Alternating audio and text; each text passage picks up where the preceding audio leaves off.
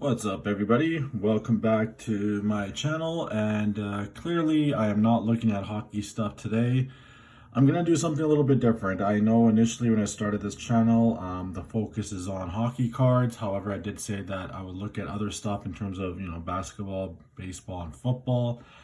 And what I decided to do is maybe take a look whenever some big flagship release comes out to maybe look at some details surrounding that. So what I wanted to look at was 2021 Panini Prizm Football. The checklist is out. Panini Prizm is releasing actually on June 3rd, so it's actually tomorrow. Making this a video a day before. I probably should have been making it a few days earlier, just didn't get a chance to. So just wanted to run through what we're going to be seeing with Panini Prizm Football. First off, please like, comment, subscribe. I will try to cover this for anything major. I know it's been a while, so the reason we haven't seen anything about football and basketball is because none of the major products have come out for Panini Prizm regarding either sport. Basketball is going to drop later in June. Football we got now. There's still, the optic and all that haven't come out yet either. And you know what? I was expecting to do a checklist update for Upper Deck Series 2, which got delayed again. So why not do something a little bit different? Quickly, let's talk about Panini Prizm. First off, full disclosure, I am not a fan of Panini. Especially the Prizm product. I know it's the flagship, it's the main one. However, the designs usually suck.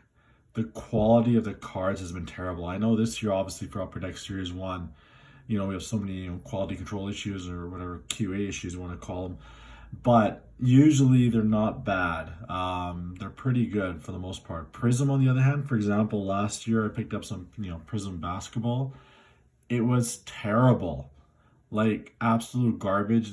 Cards were like all off center. Like, you know what? For me, I got back into the hobby early last year, I guess when I was at the height.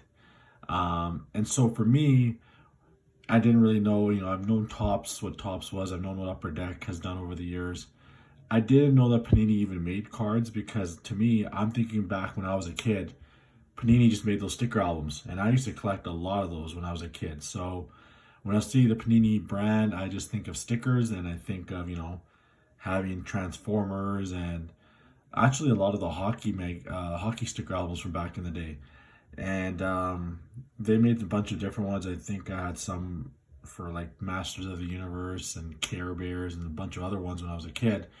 So the fact that they made cards threw me off, but then I was like, whatever. I realized that, Topps made them at one point and then Panini had the license. So now, obviously, things have gone wacky the last few years. Things have really gone up in terms of print runs. And now that we know Fanatics is taking over the licenses, the first thing I thought of is Panini's just going to run this stuff into the ground because clearly they don't care. They want to make their money before they're out of it. And so the product is really watered down, in my opinion. It's not worth the investment. Now, here's the first thing. People are going to go crazy and people are still going to buy this product, especially, the breakers and all that. But the stuff is so expensive and you're going to get ripped off on a box. Hobby boxes are dropping tomorrow. Front of the line came out, I believe, earlier this week or last week, was it?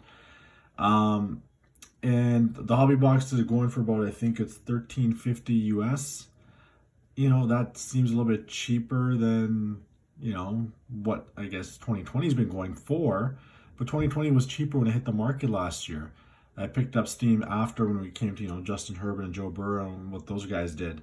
But when it comes to 2021, the product has been delayed so bad, like so far out.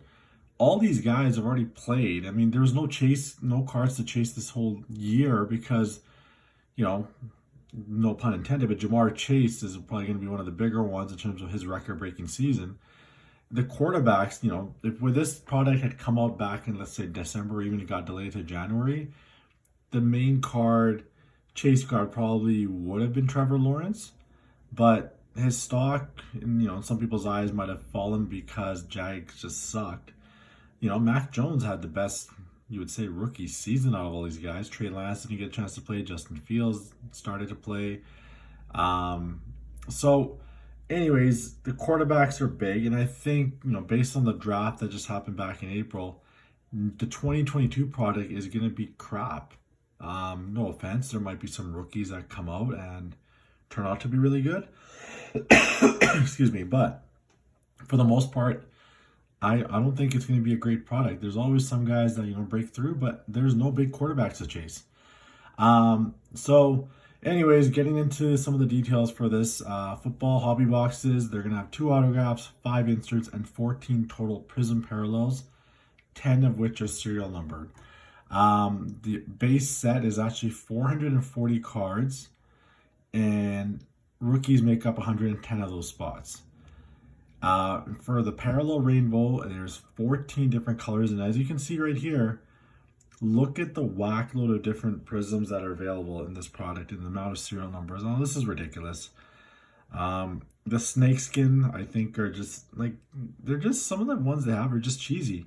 The silver ones, sure, those are great, but now they have all these other different type of prisms and like forest camo, okay, gold vinyl, sure, but it's silly. Now the thing is, I do want to get some of these players because, as you can see here, Justin Fields, Zach Wilson are just 2 of the probably 5 QBs that are worth targeting in this set. So autographs have their breakdown as well. There's an example of the Trey Lance one. I don't know if it's on card. I don't know if it's on card or just a sticker. I hope it is on card. Didn't take a look to see what the detail is regarding autographs. There's a Trevor Lawrence one. They have some other different inserts there. There's Bill Parcells with an autograph as well. Excuse me. So this is a comic book style, the manga style of Tom Brady. This is supposed to be a case hit. There's about 1 per 12 boxes of hobby case. Oh man. Color Blast is still, that's a really rare, that's kind of like a super short print.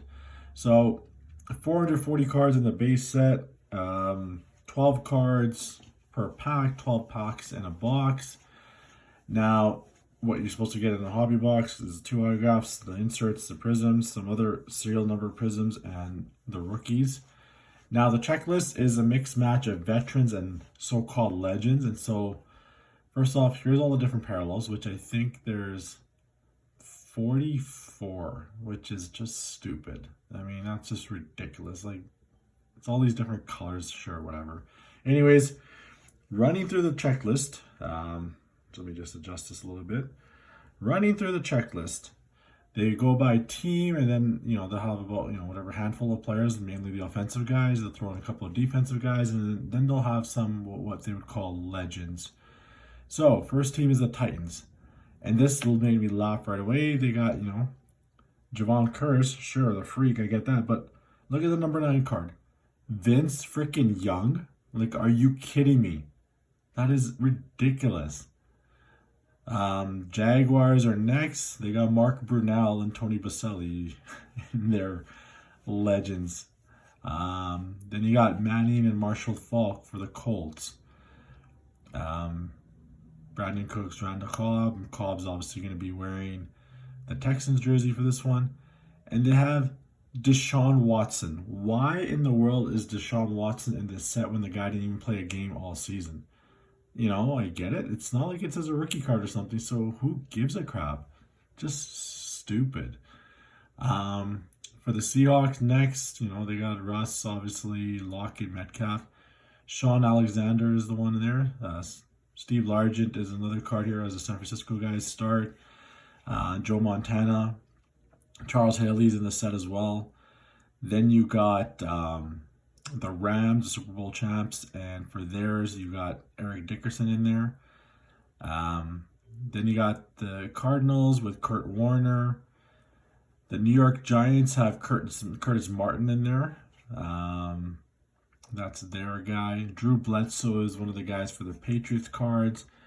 For the Dolphins, you got Dan Marino. I'm just quickly naming off some. For the Bills, you got Thurman Thomas and Andre Reed in there. Here's something that also made me laugh. For the Minnesota Vikings, Brock Lesnar. Yes, that Brock Lesnar, Mr. WWE champion, because he got the license for WWE. Maybe that's why. But really, Brock Lesnar has a NFL Panini Prizm card for this year. That is just too much. Then you got the Packers. Brett Favre and Amon Green are gonna have cards in here. Barry Sanders will. Walter Payton will, and then LT and Antonio Gates, baby. I can't wait to pull an Antonio Gates autograph card in there somewhere. Rich Gannon and Bo Jackson. Then you got KC in there. I'm just going to start scrolling through this quick. Terrell Davis. Jake Plummer, guys. Jake Plummer has a card in here in this set. You got Brian Dawkins for the Eagles. Then for the New York Giants, you have, look at these two names right there. Plaxico Burress and Jeremy Shockey. Are you effing kidding me? You couldn't put Eli's card in there?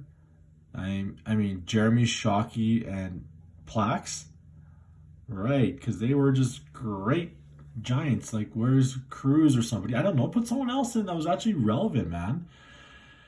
Oh, freaking Panini. Tony Romo, Ahmed Smith are the guys for the Cowboys. The bust is in there. OBJ is going to be obviously in the Browns uniform, and then they have Eric Metcalf in there. Cincinnati's got Ojo Cinco, Mr. Chad Johnson in there. Rex Ryan is in there as a card. Oh man, Mike Allstott for the Bucks. You got Deuce McAllister, Drew Brees, Marcus Colston are all in there for the Saints. Luke Kuechly is the guy for the Panthers. Michael Vick is in there for sorry, I'm going to back up a little bit, for the Falcons. And now this is where the rookie class starts, and this is where it should be a little bit interesting. Trevor Lawrence, Zach Wilson, Trey Lance, Justin Fields, Devontae Smith, Mac Jones, Jamar Chase, Jalen Waddle, Kyle Trask, Rashad Bateman, Kyle Pitts, Kadarius Toney, Najee Harris, Travis Etienne, Javonte Williams, Elijah Moore, Rondell Moore. So that's about it. There's a little bit of break, and Davis Mills has a card in here. Chuba Hubbard does. Trey Sermon does. Ross St. Brown does. And then you got the bunch of the other guys. The only other guy that I would say that could hold value would be Parsons, obviously for the Cowboys in terms of a defensive player maybe. He had a great rookie season. Looks like he's going to be one of those all-time greats based on the 1 year. But then, some of these guys, I've seen some of the front of the line rips that people had on online, and they still have these guys in their Columbine jersey. That was already terrible enough for last season, Panini. Like, how could you not get this crap right for this year? Like, this is just so bad. Like, I could care less about the rest of these rookies. Do I really want a Noah Gray card? No offense, Noah, but, I don't really want your card. It's just, it's a really watered down product with all these parallels and just a bunch of useless cards. Now, if we go back to look at some of the cards that are going to be, that we're going to be going after here, it's right here, These are the ones here with the quarterbacks. It's interesting how they have the 4 quarterbacks, and then Mr. Smith jumps in the middle, and then Mac Jones. And then they have a few more, and then Kyle Trask. I don't know if there's any kind of rhyme or reason to how they have this listed, but in terms of the cards, probably not. But you got to chase the quarterbacks. So all 5 guys, we don't know to what degree. I mean, if you go back to that, 2018 class where Baker Mayfield was number 1. Remember, Josh Allen wasn't really highly regarded by some. Josh Rosen was obviously a fail. And then Lamar Jackson was taken the last pick of the first round or something like that. And that was a wicked draft class, You got Josh Allen and Lamar Jackson out of that. And then you also had Baker for whatever he was worth. And was that Sam Darnold as well that year? But that clearly didn't pan out. But we don't know. We don't know with Trey Lance and Justin Field. Those two have a lot of upside. We just don't know how they're going to perform. But clearly, if you can chase these cards, it's awesome there. Jalen Waddle will be a big one. Rashad Bateman looks like he's going to be the number one guy now with Hollywood Brown traded. Kyle Pitts was drafted, what, fourth overall? Had a good season. And just that the expectations were so high. Najee was unreal. But of course, running backs don't hold that much value. So there is a bunch of still good cards to chase. Now, if you want to pay whatever you want for a base card or something, I'm not going to say don't do it. If you want to do it, do it. Everybody wants to spend accordingly. To me, I personally think it's a waste of money because all these cards, if you go on eBay or somewhere, once the checklist comes out, people jack the prices and they're not worth that much. They're going to come down. I saw someone have a base card, Trevor Lawrence, listed for like what, 210 or something. And when you look at last year's guys, like Joe Burrow, Justin Herbert are probably the more expensive ones, but if you want to get their base cards, they're probably looking around $100 or so. You could probably even get a better deal. 100's probably more of a mint card. You can probably find a little bit near mint condition one for a lot less. I had picked up a Jalen Hurts and a Tua for like $10, $5. They were cheap. I even got Tua Silver for a pretty cheap price. It was under $100.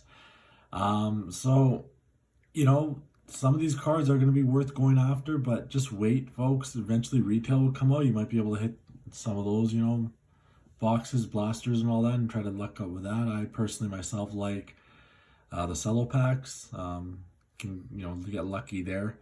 I'm not going to be buying a hobby box. I wouldn't buy a hobby pack. It's just none of this is worth it, man. I've seen some people rip it online, and somebody spent over $2,000 on a front of the line box, and the autographs they got were absolute crap. Like, it wasn't any of these guys on here, any of these top whatever. None of these guys was some no-name guys that were a lot lower that I could care less for. They're not going to be worth anything.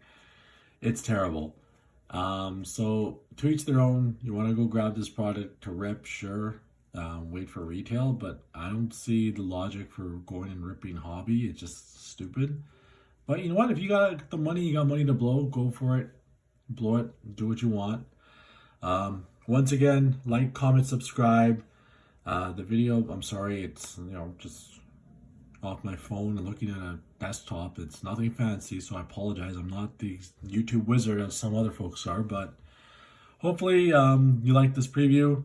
One other thing to add on at the bottom for this, actually, sorry, my bad, was there's a rookie variation of silver prisms as well for 30 different cards. So all the main guys that we talked about above are all in here as well. So still worth chasing. Grab them whenever you can, and good luck to you. Until next time, folks, take care.